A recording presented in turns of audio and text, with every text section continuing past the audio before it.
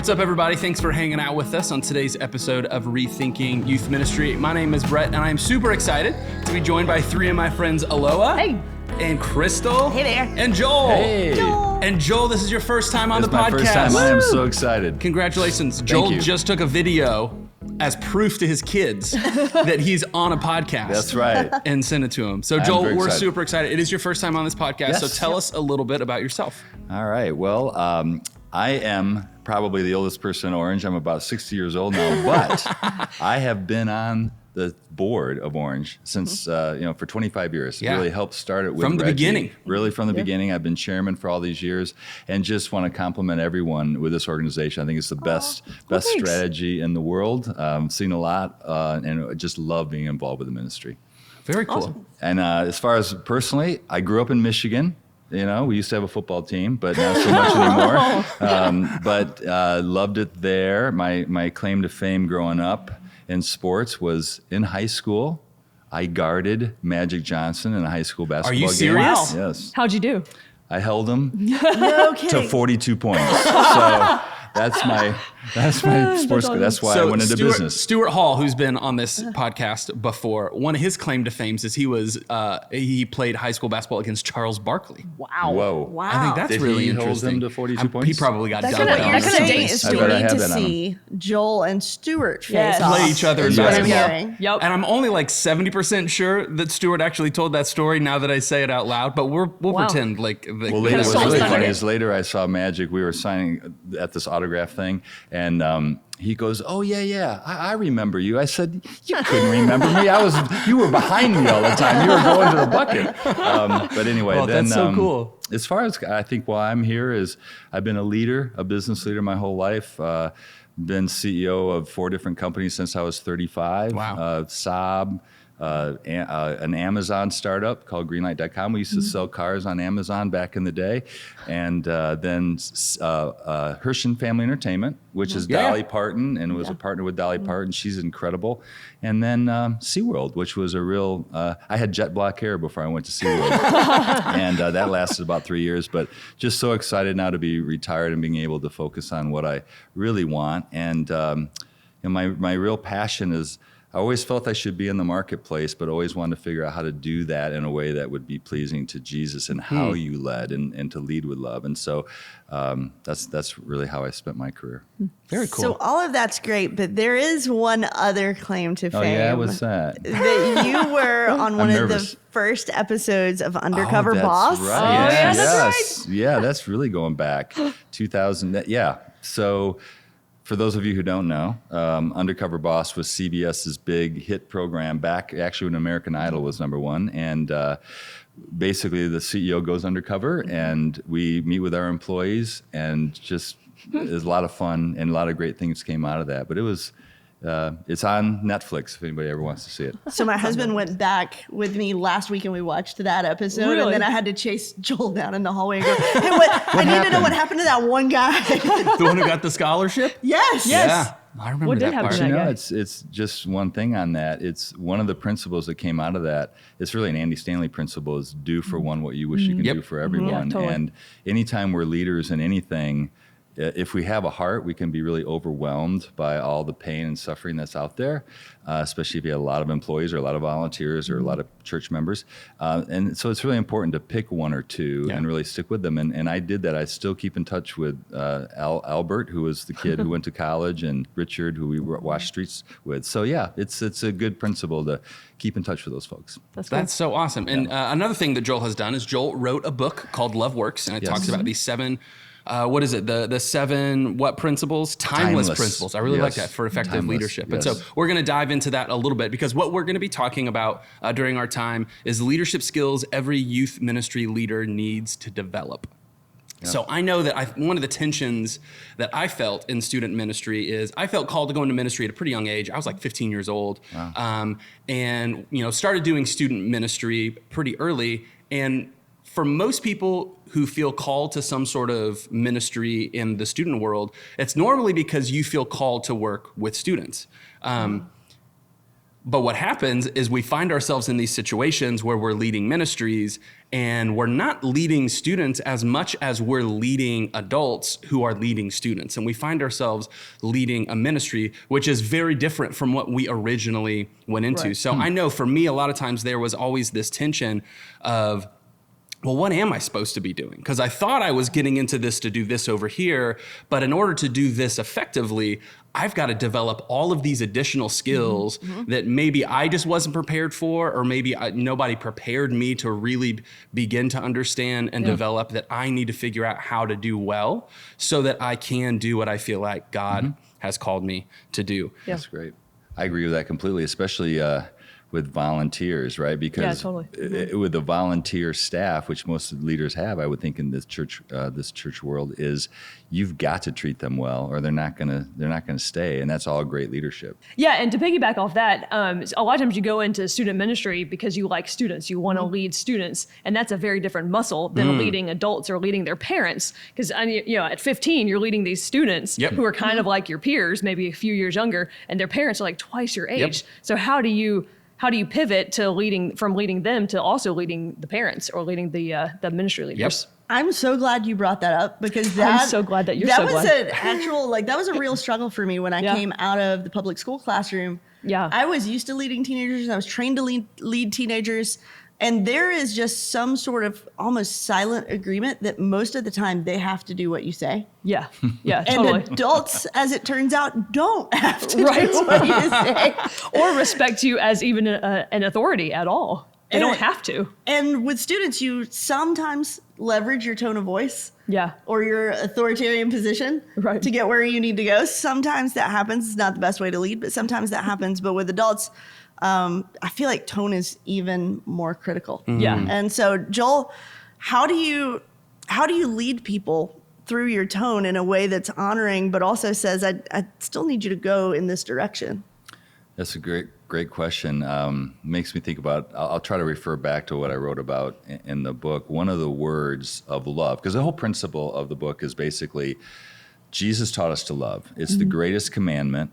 And if you want to lead in anything, you really should do it in a way that's honoring to Jesus and love God and love others. Yep. One of the words is kindness. And I think it gets misinterpreted a lot. We have to be kind, which means you're reinforcing.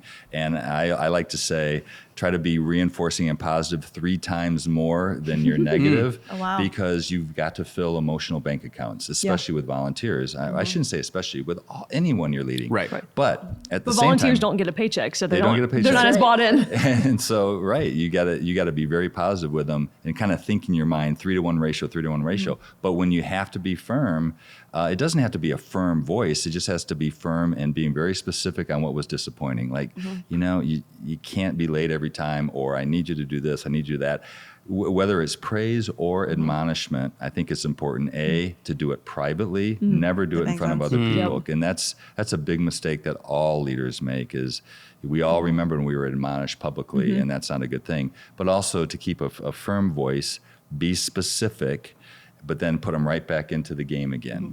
I want you here next week, and hopefully we can learn from this. So that's how I always handled difficult situations. That makes sense. Yep. Yeah. That's great. So I actually want to kind of jump into those 7 principles that you talked Okay. about. So you already mentioned be kind. Yep. And I just want to read through these. And then Joel, maybe get your opinion on, we've already talked about some of the difference between maybe leading in the marketplace, is that one of the benefits that you have is that you're paying people to do what you're asking them to do. So there's a little bit of a motivator there. If you don't do this, I might not get paid anymore. And there's a built-in to hierarchy do as this. well. That's and true. Not necessarily in and then, leadership. and then in ministry. ministry, it's just sometimes it's a little bit more difficult. Yeah. It's a little messier, and you've got to concentrate a lot more on some other aspects Right. in order to help them. Like you said, they're not as bought in if they're not getting paid. Right. So what do I have to do more of in the ministry world to get them to be bought in? So maybe there's a couple of these that you want to jump in a little bit more and say, hey, Sure. all of these are true, I think, no matter what, but maybe some of these we lean into a little bit more Okay. in ministry world. All right. So there's the idea of being patient. demonstrating self-control in difficult situations, being kind, which we talked about, showing encouragement and enthusiasm, being trusting, placing confidence in those around you, being unselfish, thinking of yourself less, be truthful, defining reality corporately and individually, being forgiving, releasing the grip of the grudge, and then being dedicated, sticking to your values in all circumstances. So if someone's looking at all these and thinking about, okay, what skills in leadership do I need to develop first? Which of these would you maybe lean into a little bit more for the ministry world? Well, I'll give my opinion, but I'd love to know the experts who have done it every day too. I'd go back to kindness because it's so important. I think that 3-to-1 ratio is important. But we were talking before the podcast started. I think the simple things like handwritten notes to your volunteers is so powerful. And Laura and I, we were talking about that, right? When we talked about. Go I ahead, had a parent in my last group that would give me, send me a handwritten note like every month, or a text at least, about something specific that I had done with her daughter or some specific behavior that her daughter had kind of come home and exhibited and not been as much of a 13-year-old as she normally was. And for me, in those days where and this was a year ago, and so I had a tiny baby and a first grader, and life was crazy. But that really filled my tank and kept me going and kept me pouring out into the other kids as well, not just this leader's or this parent's specific daughter. I hope all your listeners heard that story because it's so powerful. If you look at what keeps employees, what keeps them engaged, encouragement and getting some positive feedback is right at the top of the list. All the research says that, and it's free. All it takes is time, but it takes us being unselfish enough to pour into somebody else. It takes awareness too. It takes awareness of I think knowing that's a better what people, word than unselfish. Maybe. It takes awareness of what people are contributing to your team, to your ministry, what they're sacrificing and what they're giving up. If you say, hey, I saw that, everyone wants to feel known and seen and heard. And you're just kind of depositing little nuggets into that love bucket. Yeah. At my last church, we always used to use the phrase that trust is the currency of leadership, which I'm sure didn't originate with anybody on our staff. But that idea, trust is the currency of leadership. And what better ways to build trust with people than being kind to them, than being unselfish, than lifting them up, than encouraging them. That just adds to that trust bank that you have between your leaders so that when you do come and you do have to maybe get a little firm with them, you've got the trust in the relationship to be able to do that. When you stand up in front of everybody and say, hey, we've got to make some pretty big changes and it's not always going to be easy. Hopefully you've got the trust built up to be able to do that because of being kind, being unselfish, what they're doing. being intentional on a regular basis. I'm glad you brought up change because I think something we all love. It's something we all love. I'm in a leadership program right now trying to learn how to be a better leader, and we just did a change management class, and it just seems like that's just part of all leadership. But there's also risk involved in change. There's a chance that what I'm trying is not going to work. Yep.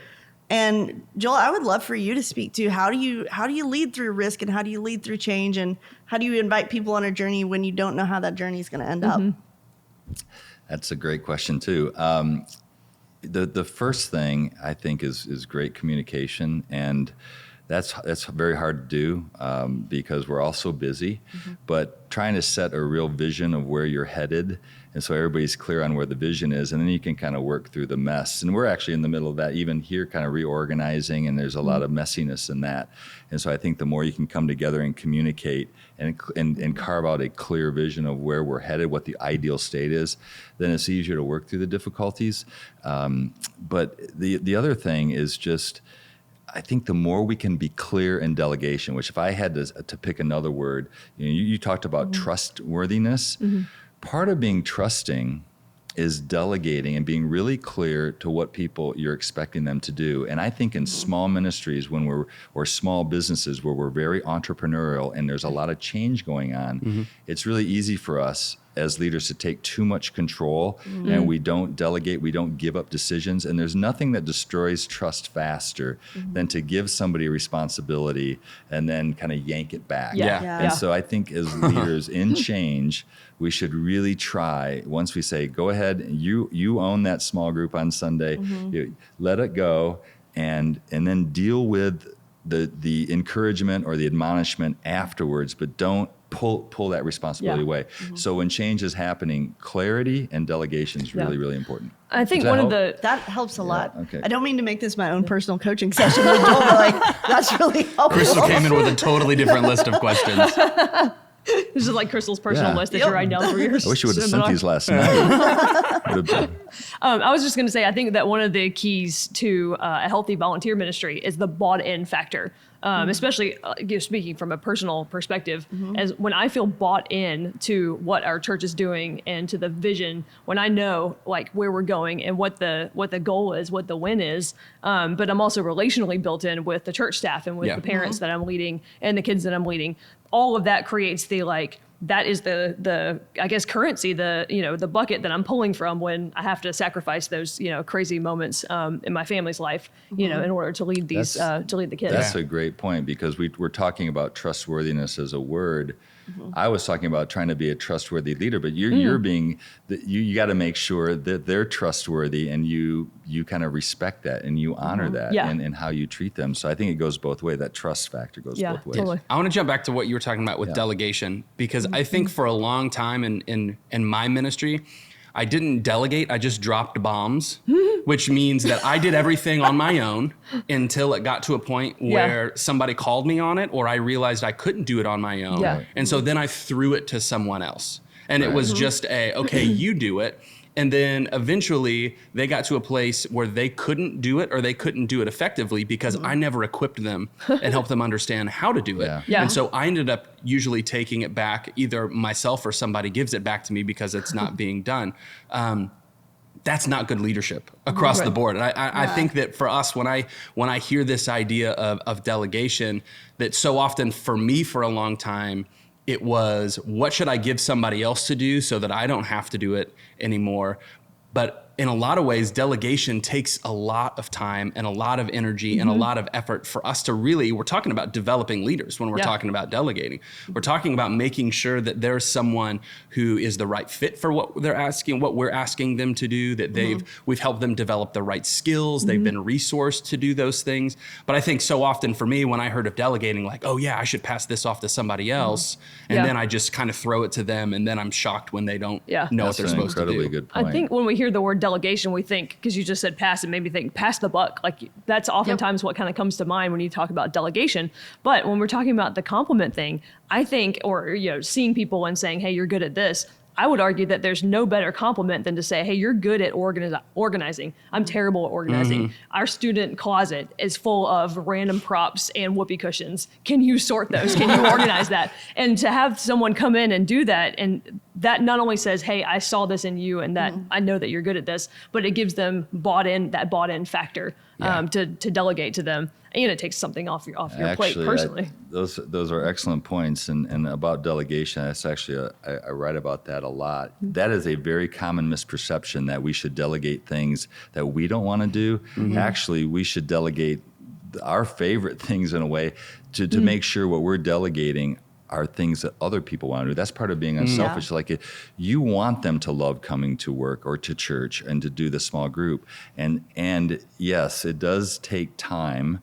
There's something called situational leadership. There's 4 different ways to lead, and it goes from completely hand-holding to completely handing off. And it's a good thing for anybody to Google or read about, because it does kind of walk through what you're saying. Is it takes time, but if you don't invest that time, you'll never be able to let go of it. Yep. And that we have to grow in any church, any organization. And we used to talk about that. You watch me do something, then let's do something together, and then I'll watch you do something. That's so it's kind of fantastic. along those same lines. It is. That's very crisply said. Those are the situational leadership principles. Yeah. And so for me, when I'm thinking about, what are some leadership skills that I knew that I needed to develop, delegation was absolutely being able to know what to delegate. Kind of like you're saying, delegation's not just, okay, I don't want to do these things, but how do I know the people around me well enough to know what gives them life? And then how do I give them opportunities to be able to live that out in the life of our ministry? And I think one of the worst things you can do to destroy trust is to delegate something that you just don't want to do. Like, let's say there's a tough parent, and as the leader, you want one of your small group leaders to deal with that tough parent. Maybe that's a bad example, but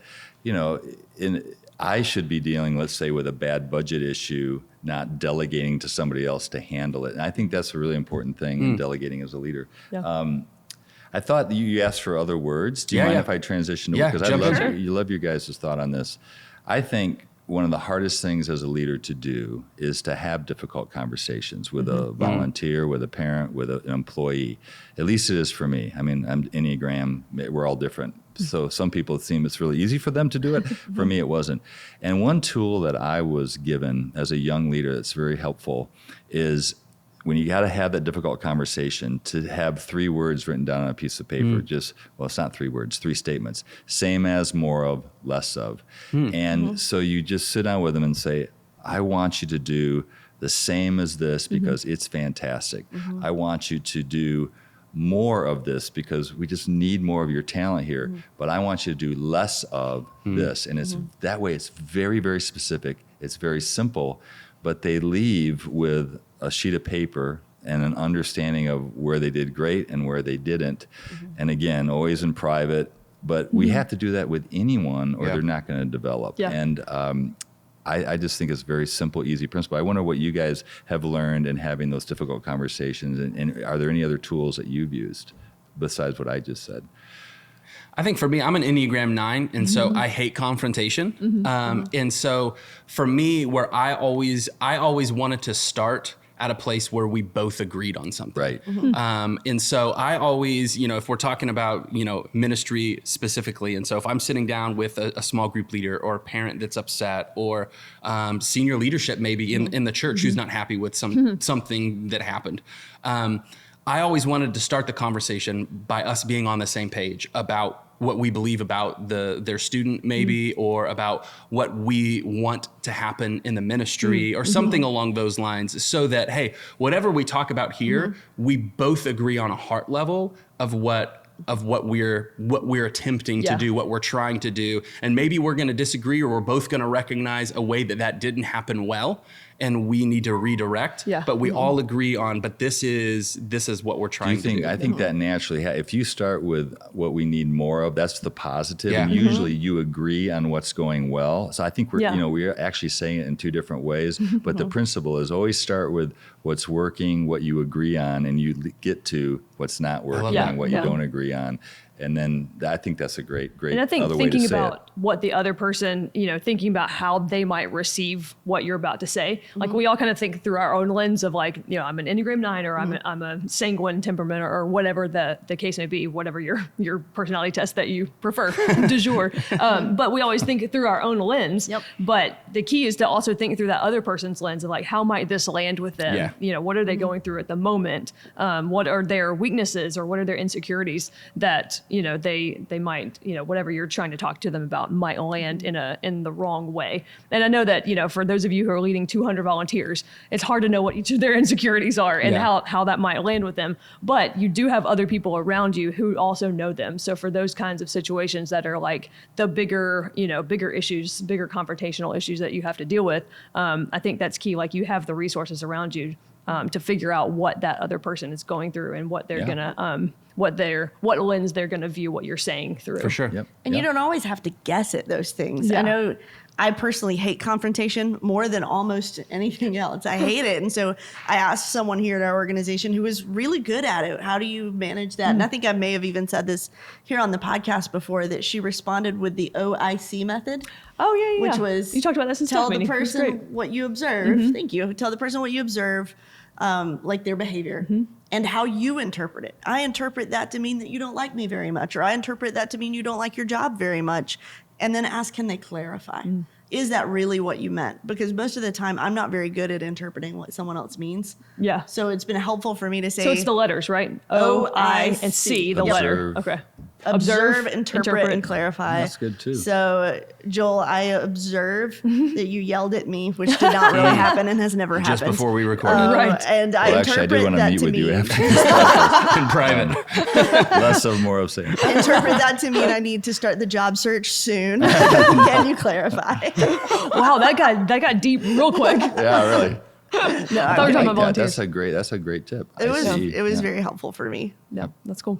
All right, so I've heard so far, we've talked about this idea of kindness matters, of lifting up people that are around us, the importance of delegation, how we delegate people. Another skill we just talked about is conflict resolution. How do we learn to have those crucial conversations in a healthy way and in a way where, everybody leaves hopefully on the same page, understanding what the conversation, because that's the worst, right? You don't want a conflict, but you have to have a conflict. You deal with the conflict. You felt like the conflict was dealt with, but then the conflict wasn't dealt with. Right. Because the other person thinks you said something else. You both walk away feeling like you heard completely different things. So being able to handle it with as much clarity as possible. And a side note, if you're listening and you hear kind of some humming, we're recording at a different place today. So there are some leaf blowers outside and we're next to a salon. And we do have a lovely there might be setting. some really interesting, if you're not watching on YouTube, you should pop it up on YouTube because it is a gorgeous background, but you might hear some. It's the most diligent leaf blowers we've ever They had. are. They are Diligent, really yes. good at what they do.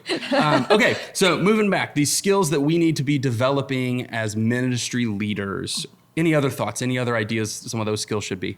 Well, we talked about kindness, and trusting was part of the delegation factor, and then truthfulness we had two different ways to deal with truthfulness. I also think it sounds cliche, but being dedicated to these principles in all circumstances is really important, because all churches, all organizations go through difficult times, budget cuts or downside, the church gets smaller.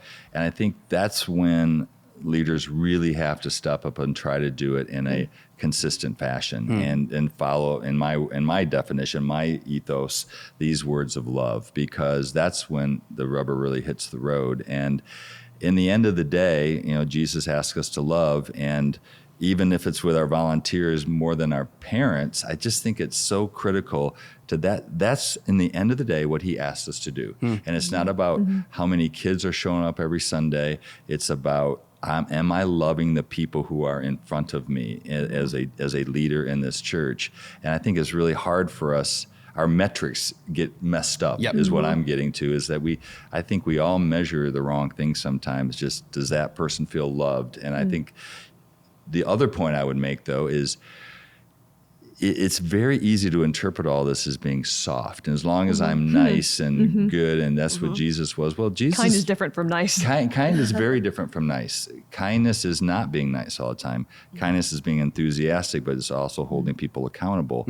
And you read the Jesus of the Bible, he lost his temper quite a few times, especially at the Pharisees and the Sadducees, and he held people accountable. And leadership isn't soft all the time. It is very, very difficult, but it's also an incredible calling. And for those who they want to be in it for the ministry, I also think loving people is a calling, and it develops a great leader. So that's the only other thing I would add. I want to push back and get y'all's thoughts on something. And maybe you kind of hear this in church world or not, because really this idea of leadership in church world has really exploded in the last, 10 or 15 years. That, I wasn't alive 30 years ago. I was alive 30 years ago. Sorry. But you were not, I was not in ministry. You were not a cognizant ministry leader. 30 years ago at the age of 6 years old. But I don't think that church leadership was talked about in the same ways that it is now. And I hear these tensions sometimes between this idea of church leadership and no, we're not called to lead churches. We're called to pastor people, all of these different. And so sometimes there's this tension that exists between, are we to pastor congregations, or are we to lead churches? Are we to love people, or are we to lead people? And sometimes it almost pits them as a one or the other. Yeah. But what I love about what you're talking about is we're just talking semantics. Is that what we're talking about is, what does it look like for us to love God, to love other people, and be responsible for what he's called us to influence, to impact, to lead, whatever kind of language that we want. Speak more to that tension, because I feel like it's something as church leadership continues to grow and be something we talk about, there is good, but there is some risk with that, because if we get so focused on the leadership side, we can lose some of the love pieces we're talking about. Well, and can I just comment first and you guys chime in? First of all, I think it's semantics and its definition, and I go into this a lot more in the book. But concisely, we think of love incorrectly in America and in the English language because there's only one word for it. And it tends to be connected to romanticism in Hollywood movies. The love that Jesus spoke of is agape love. It was written in Greek. We don't know what he said in Aramaic, but Greek, there's 4 different words. And agape, which is what Jesus was interpreted as saying by the writers of the New Testament, is a verb version of love. And it's an action. And I define it from what Paul said love is. So once you really understand what love is, those are leadership principles. They're not easy. It's not easy to be trusting or to be encouraging or to be forgiving for God. That's a hard one. I mean, that's the hard one. So I do think it's semantics partially, but I also think because people think that, I got to be careful. I hope people don't misinterpret this. I think sometimes as a church body, we focus so much on the Great Commission of converting people to Christianity that we forget about the Great Commandment, which is loving other people. And if we just love those kids showing up with agape love and love our parents, we'll show them Christ, and we got to let God take care of the salvation part. Yeah. And that's just that's Joel's opinion. That's not Orange's opinion, but that's where I see some of the tension. And the last thing, and I'll shut up, is you'll hear a lot of people say, well, we're a nonprofit, and so those business principles don't apply. But I mean, we still are called to be efficient and effective and use our talents the best way possible. And so I think that can be a cop-out sometimes. In some ways, I wonder if this is a good problem for the church to have, because I think there was a time where we would say there is one pastor and that pastor's job is to pastor everyone. Yeah. And over the recent decades, specifically, I mean, youth ministry is only as old as maybe the 50s or 60s. We've realized that if I have 200 teenagers and I am to pastor them well, it can't just be me. Yeah. I have to develop other people, which means that I might be pastoring 10 leaders who then each have 20 students, which is still too much, by the way. But if I really love them, if I'm really leading them well, then I'm going to start creating some layers of leadership, which in that way creates what some would call a hierarchy, which is very similar to the business world. Right. And all of a sudden, church world, it doesn't look It's that like a different. business. And I don't know that that's a bad thing. I think that maybe means we're growing in the right direction, and it's now time to apply some of those principles from the business world to leadership in the church world, just because we're pastoring people maybe more effectively than we used to. Yeah, because I think if we're pastoring people more effectively, we are creating more buy-in. We are creating more relational equity among the church body in and of itself. To have 10 students with one leader, and what that one leader is pastoring them, even though that leader is not on staff at the church. Then you have the youth pastor who has, the 200 kids. That youth pastor is not going to be effective with the 200 kids, but that one leader, if the youth pastor is pouring into that volunteer, and that volunteer is pouring into those 10 kids, then you have a lot more relational equity. Yeah, effectiveness. Yeah. And I think so much of the pushback when it comes to the leadership world is kind of like you were saying a little bit ago, is that we get our metrics wrong. What we measure success by often is off. And so then that pushes some people away from that whole thing and saying, listen, my ministry is not based on how many people show up or how many more people show up next year than showed up this year. Is God didn't just call me to get as many people in this room as possible. And there is some truth to that. Right. But there's also some truth to us being responsible for what God did give us to do. So I think maybe for those of us that find ourselves maybe too far in one camp or another, churches, it's all leadership, or no, it's not leadership, it's this over here. Almost, to me, it's helpful to go back to what we were talking about earlier in the conflict resolution piece of what do we all have in common? I bet if we just narrow it down and say, well, what are we trying to do in the first place? Most of us would probably agree that we're just trying to help influence people for Jesus, that we're just trying to help change lives and change families and change communities, and that whether we call it leadership, whether we call it this or that, there's probably a middle ground that we can all find. Right. You mentioned truthfulness, and while this is all great, I want to go back to coaching me personally. So Shoot. when it comes to truthfulness, one of the things I've admired about watching you lead in our organization, and we're working together really for the first time face to face, is I've noticed that you somehow manage to be very optimistic and very enthusiastic and still acknowledge when something's broken. Right. And I think as a leader, I found myself in a few situations in the church where you lose credibility if you don't acknowledge what's true. Yeah. But you also can't give in to being that person who's complaining with. So how do you balance that? And what's the right amount of truth to acknowledge and the right amount of enthusiasm to show? First of all, I appreciate the compliment. I really am glad you asked that question. First of all, remember what we talked about earlier. I think it's really important to be positive 3 to 1% of the time, the 3 to 1 ratio. Otherwise, you're going to be seen as just too negative and not reflecting and honestly reflecting what's positive. But also, you can lose so much credibility if you don't recognize what's broken, or you're positive about something that's not really positive. And in the book, I talk about it as being honestly truthful or honestly positive and honestly kind, because you'll lose so much credibility if you're always positive and your positives aren't specific and they aren't true, or if you compliment somebody that the rest of the organization thinks, what in the heck is he doing? Yeah. And that person doesn't do anything. So it's really important to be honest, and I try to do it. And I know, like even today in management team meeting, I mean, I ask a question. I didn't even realize I was walking into a minefield when I was talking about the websites and why are we doing that website? And I realized I was stepping on a bunch of toes. But yet I also saw people nodding their heads like, it's about time somebody asked that question. I mean, I could sense that in the room. So it's just critically important that we all see that. And the last point I'd make is, always don't make it personal.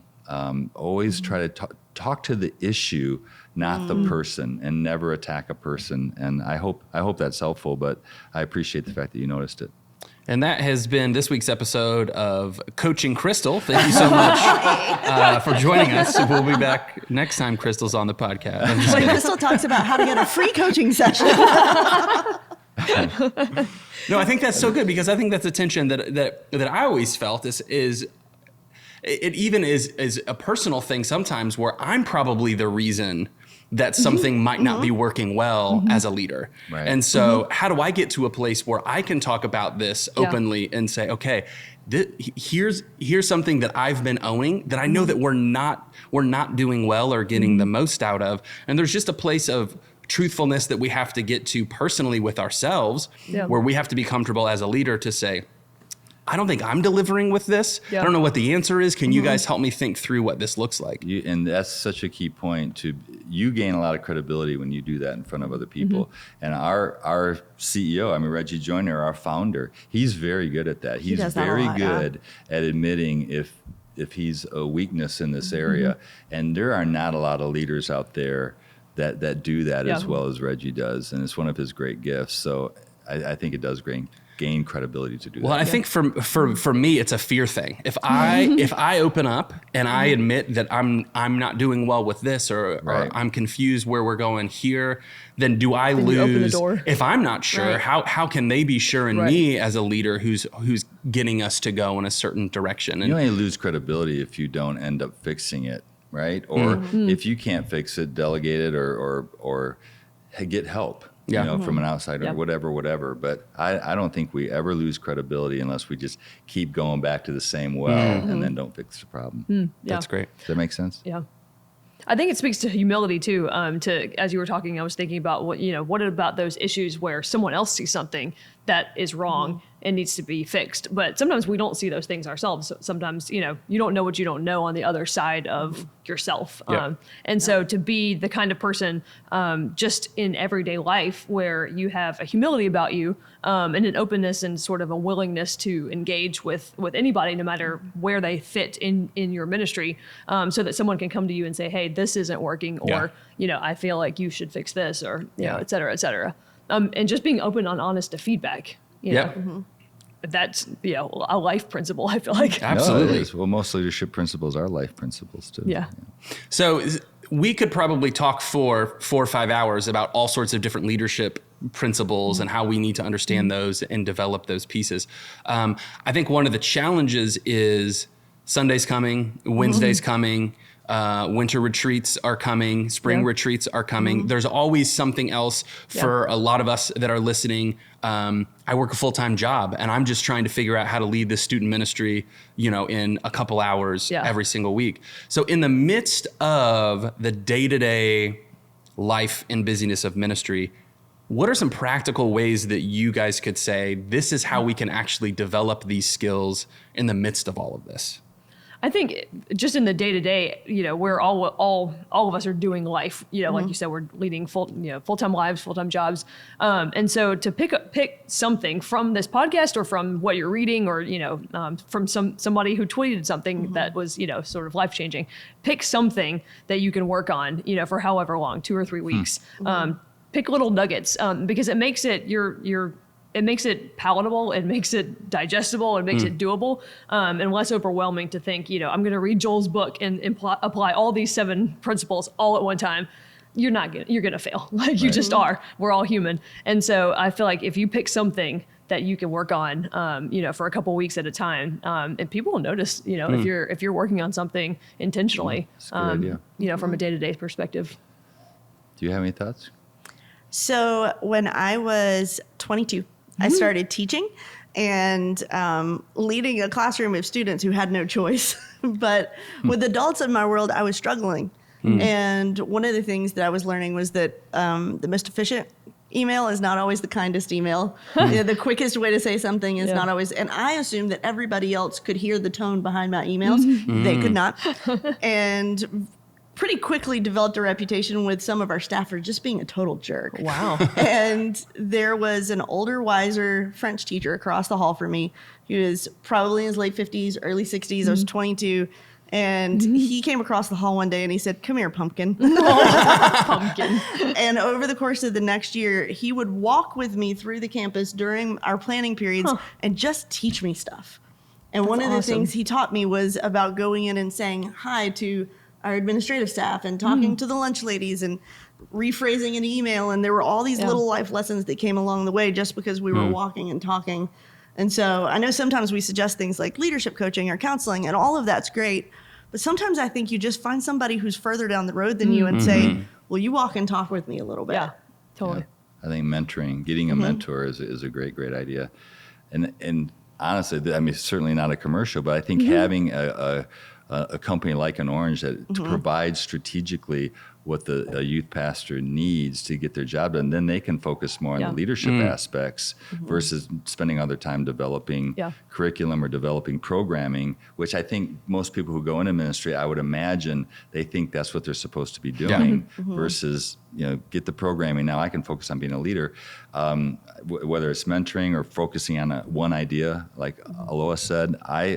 This is simple, but just listen to podcasts, read. There's so many good leadership books out there. And the wonder and blessing of books and podcasts is it teaches you that you're not alone. Yeah. Your leadership is hard. It's a blessing, but it's hard. But there's also always tension in it. But it's. I think some of us, as human species, we think we're going to eliminate tension, and we're not. It's just there. We have to manage it, and we manage it by just humbly addressing each issue. But God never gives us more in any one day than we can handle, and we just have to let our energy flow on that issue, and the next day you just keep moving forward. So. I hope that helps. That's great. Yeah. And my wife's a dental hygienist. And so for her, in order for her to keep her license, she has to do continuing ed on a regular basis. She has to have so many hours, however often. Right. That doesn't really exist in ministry world. Yeah. Depending on your denomination, tradition, different things like that, it probably doesn't exist. And so it is completely dependent on your staff culture or your individual motivation to, the whole idea of leaders are learners. And so we're not going to have, in a lot of different settings, someone else keeping us accountable for our own leadership development. And we have to decide if we're going to invest the time into helping us to be the kind of leader that we can be. I love what you said, Joel, about finding resources that are available for us to use to free us up to do what only we can do. Right. And I don't really care if that's orange. There are a million resources out there, and you spending your energy to curate resources and then contextualizing it to your community instead of creating things from scratch for your community is going to free up so much of your time as a leader to be able to grow as a leader and invest in things that you can't if you feel like you're supposed to be the one that's creating everything from scratch. So yes, we have to be learners in every sense of the word, but we also have to work smarter, not harder, with what we're trying to accomplish. Yeah. And I think sometimes we just have to give ourselves a little bit of grace. So I went into full-time ministry at 21, for better or worse. That's just what somebody hired me. And thanks, Jeff. But there were things that there was just no way that I was going to be able to know, understand, and be able to live out as a leader at the age of 21, trying to lead 55-year-olds leading, these students. And so sometimes we just have to have a little bit of grace for ourselves and say like, okay, blew it. Yep. I can get better at this though. And to be able to move past those things and use those as launching pads to grow in our ministry rather than them becoming excuses internally of why we're not good at what we're supposed to be doing. One of the words I talk about is forgiveness. And over the years, I have found forgiving myself is the hardest thing. My own personal mistakes, my leadership mistakes. And so your point about just give yourself a break sometimes. If you're honest with yourself, you apologize to others you've offended, and then forgive yourself and move on, because we all blow it. I mean, I think that's one thing. I've talked to a lot of young leaders. You look at my resume and everything, well, gee, you've been CEO since you're 35 and 4 different companies, and boy, you're so... I've blown it so many times, personally and professionally, and you just learn and you get better every single day. You just keep trying. So everybody fails. Everybody makes mistakes. But if we learn from them, hopefully they happen less and less. But still, I think your words are very wise. And if we go back to the greatest commandment that so much of your book is based on, love God and love others as you love yourself. And we look at these principles: be patient, be kind, be trusting, things like being truthful and forgiving and dedicated. Like, we have to apply those to ourselves too if we're going to end up being the leaders that God is calling us to be. So how quick are we to try and be forgiving and kind and patient, hopefully to people we're leading? But how hard is that to be those things to us too? But we're not going to reach our potential for influencing others, for having an impact, for leading them, if we're not able to have those same principles applied to ourselves. Being truthful to ourselves and our own faults, our own mistakes is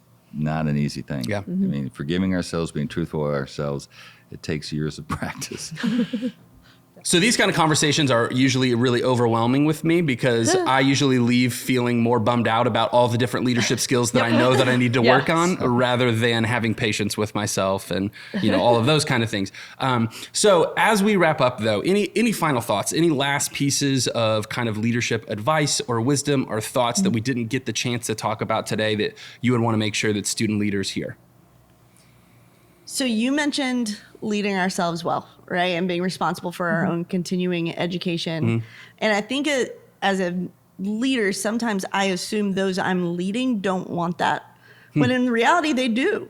And my assumption is they've already got so much on their plate, and I'm already asking them so much that additional training just feels like too much. One more meeting feels like too much. And I think sometimes we may be underestimating what the volunteers in our church would love. And even these 7 leadership principles from Joel's book would be a phenomenal thing to talk with volunteers about, who might benefit professionally, but also in our ministry. Absolutely. One of the things to piggyback off that, I feel like lately, just maybe in some of the circles that I've kind of been talking to people in, I feel like there's this tension of like, you want to keep your volunteers. So you don't want to put too much on their plate. You don't want to ask them to do too much. But in order to create that relational buy-in and that relational change, you do have to kind of call them to something more. Because if they invest more of themselves in it, they're going to be more likely to stay, versus like, oh, I don't have time for this leadership training, or I don't have time for this. If you're calling them to something higher and they're working on themselves, like, they have more of a buy-in. Absolutely. That's a great And sometimes point. we just need to get innovative about how we do that with our leaders. As you're right, maybe only 35% of your leaders are going to show up if you Right. try to do some sort of a training. So maybe just don't host a training. What's another Right. way outside of the box that But I you would can say make sure you get it depends that? on how much effort you're putting into that training. But if 30% show up, that 30% are being called to something higher. That 30% are going to get something out of it, hopefully, and have something to take home and work on, and increase their leadership ability with their few. That's good. I think the one thing I would add that I've learned over the hard years is also pay attention to your own personal health, spiritual health, mental health. Pay attention to the signs. Every major mistake I've made in my life, it's I got unhealthy in one way, shape, or form. It's either stop my quiet times, was involved in something hurting or subduing pain, whether it's drug or alcohol or anger or whatever people do.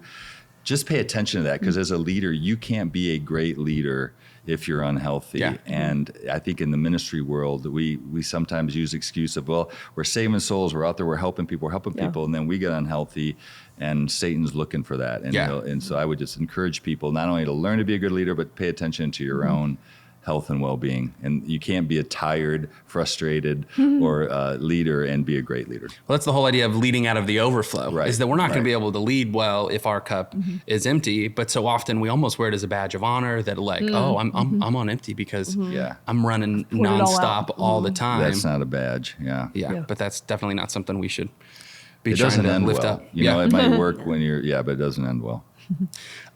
So I'm gonna end on my final thought's gonna be a really practical thing, is that we need to create healthy systems in our ministries in order for us to lead the way that we need to lead. I know that so often, if there was ever an audible that needed to be called in ministry, then I was the one who had to handle it, because we didn't have systems in place on how to handle things.